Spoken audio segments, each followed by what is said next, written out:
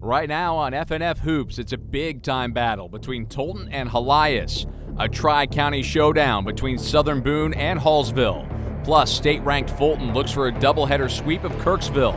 All that and much more. 15 games coming your way right now on KOMU8's Friday Night Fever Hoops.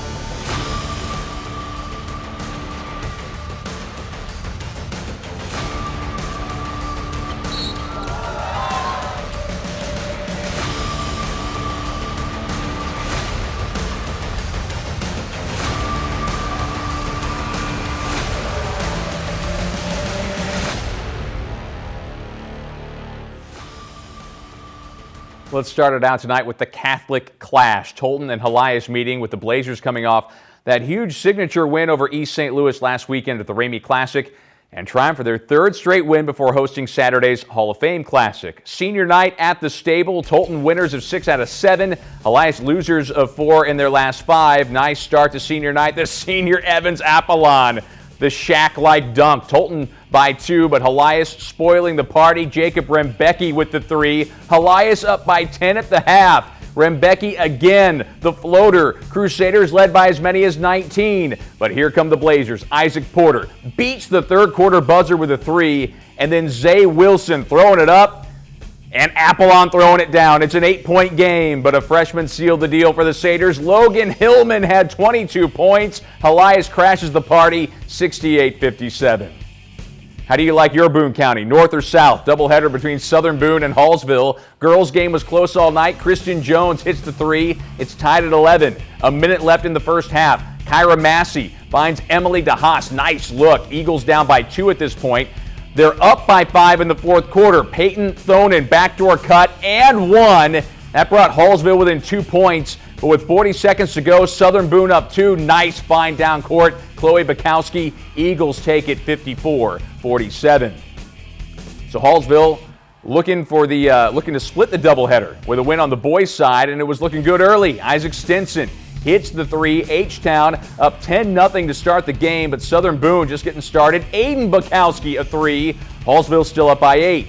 H-Town responds in their own building. It's the freshman, Kylan Dorman. Hallsville up 27-19 in the second quarter. Southern Boone stays in it. Kellen Ash with the block. Brady Dapkus with the finish on the other end as Southern Boone wins at 72-64 over H-Town. Court warming at Fulton tonight against Kirksville. Maybe a future court warming queen there in Callaway County. The Goring brothers came out of the gate on fire. Walker finds Rowdy for the triple. And then the older brother, Walker, getting it done with the floater. Hornets up by 6 in the early going. Watch Colby Lancaster power through the double team in the paint. And then Walker Goring, late in the first quarter, he's going to beat the buzzer. Fulton wins their 6th straight, 60-51. Fulton girls trying their luck against Kirksville, Fulton. Fulton boys have the brothers. The girls have the sisters. Jana Hedgepath grabs her own miss and the putback. And then a little later, she finds her sister Sam on the wing for the 3. Hedgepath sisters and the Hornets led at the half. Kirksville trying to find the answer to the zone.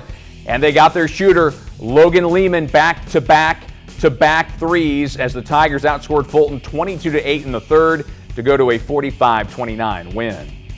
The Jeff City Jays are in the driver's seat in the boys' CMAC championship race thanks to Tuesday's blowout of rival Hickman. But the Jays stepped out of conference to take on Blair Oaks and look for another win over a regional rival. Jays already have wins over Helias, Rockbridge, and the Cupes taking on Blair Oaks and controlled the pace early on. Steven Samuels finishes the steal with a layup. He had 16 points. Jeff City an early lead. And the Falcons clamp down defensively. Alec Weber denies another transition chance. Jays only scored 2 points in the second quarter. Blair Oaks led by 11 at halftime, but Jordan Martin gives the Jays the lead for good. 20 points all in the second half, erasing a 15-point deficit for Martin as the Jays win it by 6, now 16-6 on the season. Glasgow looking to win its 9th game in their last 10, taking on Community. First quarter, Idris Hamilton soaring over the top on the lob. Yellow Jackets with a 13-0 run to start the game. Trojans staying strong in the paint. Gavin Allen, second chance effort and the foul. But Jackson Meyer was red hot, hitting not 1, not 2, but 3 3-pointers right out of the gate. Glasgow hangs 92 points, winning by 50. Guys-girls doubleheader between Community and Glasgow, and first quarter, Glasgow takes the lead. Macy Parks with the bucket down low. Brooklyn Glasgow with the triple. Got the wrong last name. Tied with only 59 seconds left in the game, Olivia Kuda with what proved to be the game-winning basket here as she waits it out and makes the drive and the dish. Community wins it 46-43. It's all fun and games for New Franklin as they hosted Sturgeon. Doubleheader, girls game first, second quarter. Gabria Fair with the nice move. She had 11 points. New Franklin led by 17. Later on, it's Lily Chitwood through the paint. She had 17 points. New Franklin up by 17 at halftime, and they continued to pour it on. Carly Dorson to end the third quarter. She also had 17 points. That's a lucky number for New Franklin, rolling past Sturgeon 54-23.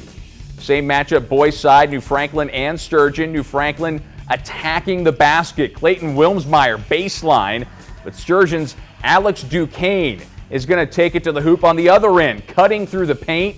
This was a back-and-forth game in the first half. Bulldogs patrolling the boards, though. Drake Clark grabs the air ball, gets the putback. New Franklin pulls away and wins by 8. Coming up after the break, Harrisburg and West Strand in a Lewis and Clark Conference showdown. That and much more when we come back on FNF Hoops.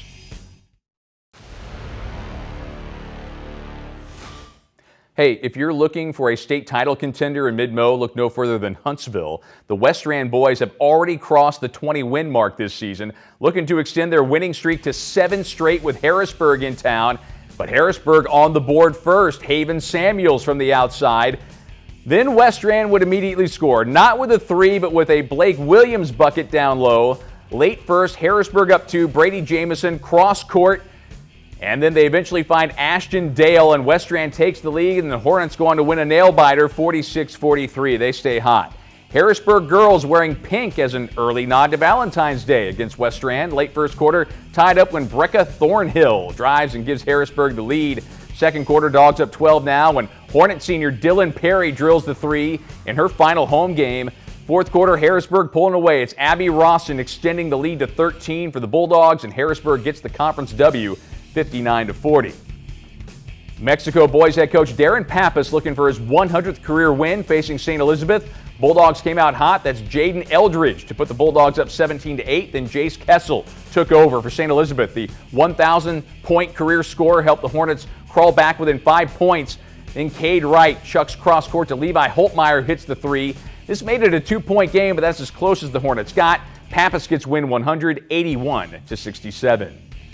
Cap City taking on the Mexico girls on their senior night. Bulldogs started out fast. Alexis Willard, baseline drive and the floater. Mexico with a 4-0 lead to start. Cavs responded well, though. Loose ball. Jada Anderson finds it.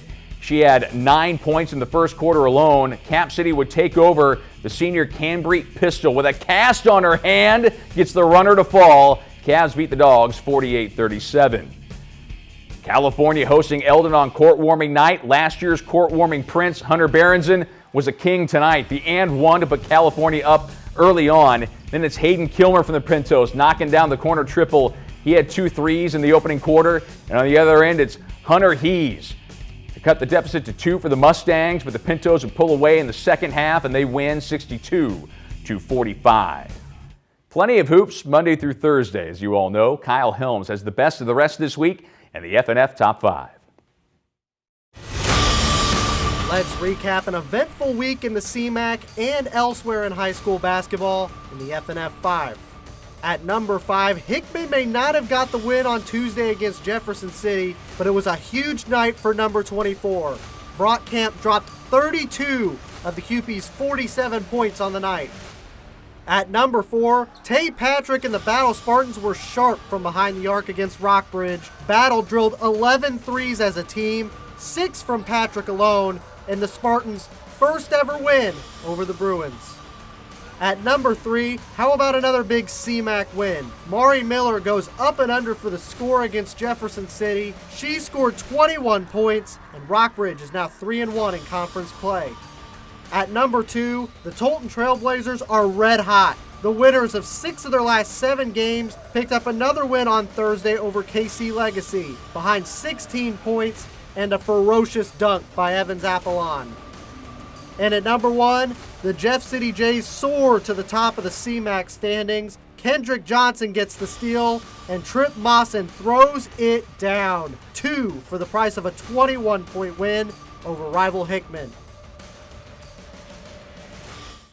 Well, elsewhere, everyone was a full participant in the Chiefs' final practice before Super Bowl 57, and the Chiefs did not list a single player on the injury report for Sunday, so they are healthy heading into Sunday's showdown with the Philadelphia Eagles. Now, same can't be said for Mizzou heading into Saturday's game with number 6 Tennessee. Head coach Dennis Gates says injured players Trey Gomillion and Ronnie DeGray are making progress, but they remain day to day. Now, the Tigers face a ranked team for the 8th time this season Saturday in Knoxville, but it's a reeling ball squad fresh off a buzzer-beating loss to Vanderbilt earlier this week. So they're going to be prepared. They've been in basketball games. They've been in tough battles. I just think their level of focus is definitely going to be there, having lost that last game at Vandy, which is an in-state rival. Mizzou softball opening the season this weekend at the Leadoff Classic in Clearwater, Florida, facing Fordham tonight, and the offense exploded. The former Jeff City Jay, Kara Daly, off the wall and scored a run. Tigers are up 10-3 at this point, and on the very next pitch, it's going to be Julia Crenshaw lacing an RBI to right. 3 runs scored as she came all the way around after a few errors. It's a walk-off run rule win, 13-3. But the Tigers opened their season earlier in the day against 9th-ranked Texas with a loss. Longhorns take it 11-1. Tough start for Jordan Weber. She gave up 7 of the runs in 3 2/3 innings. Gymnastics for Mizzou falls tonight on the road at Florida. We're back to wrap up KMU8 News at 10 in just a moment.